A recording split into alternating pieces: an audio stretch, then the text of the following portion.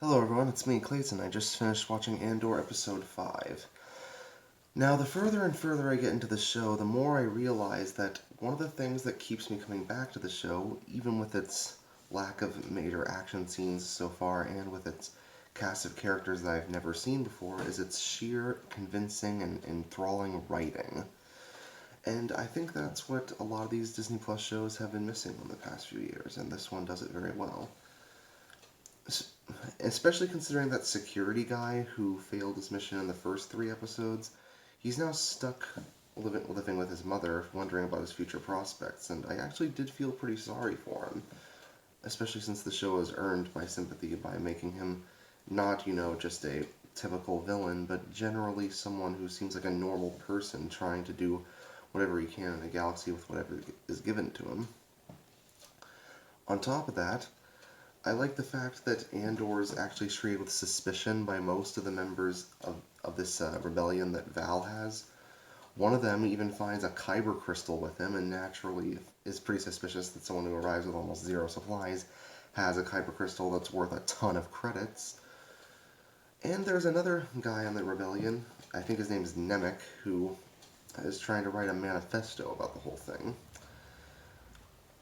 One of the rebels says something like, "The axe forgets, but the tree remembers, and it's time for us to do the cutting."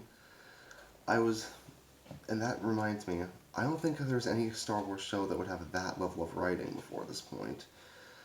It definitely lets me know that the people writing the show not only understand the material that they're dealing with, but understand how to take it to a level that has never been taken before, to have us truly understand the rebellion's mindset, especially when it comes to Nemec's manifesto, having a lot of points that I can generally agree with when it comes to how oppressed people find different ways of, desiring to fight back, to find their freedom that they have lost from an oppressive force. But at the same time, the oppressive force isn't just all evil all the time. There are generally normal people who try to work within the system, who try to handle their own lives, and who happen to care for some of the people within the system, even if it is a corrupting one.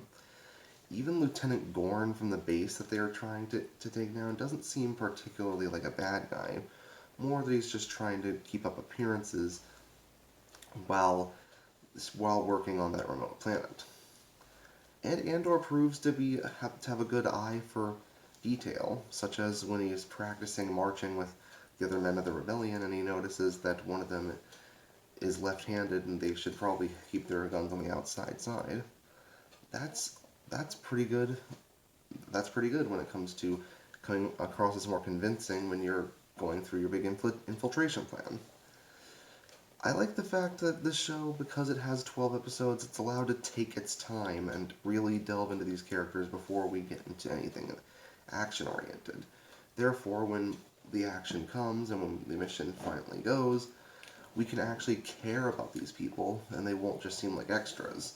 That was one of the problems I had with something like Kenobi, especially since it was only 6 episodes. Most of the characters that weren't Kenobi, Leia, or Darth Vader ended up as just footnotes, placeholders for characters that never really got filled out as much as they could have. But and with Andor's more mature take on the Star Wars universe, I hope Disney Plus manages to, experiment more with this format of content. And when it comes to them allowing them to have more strong language and blood and such.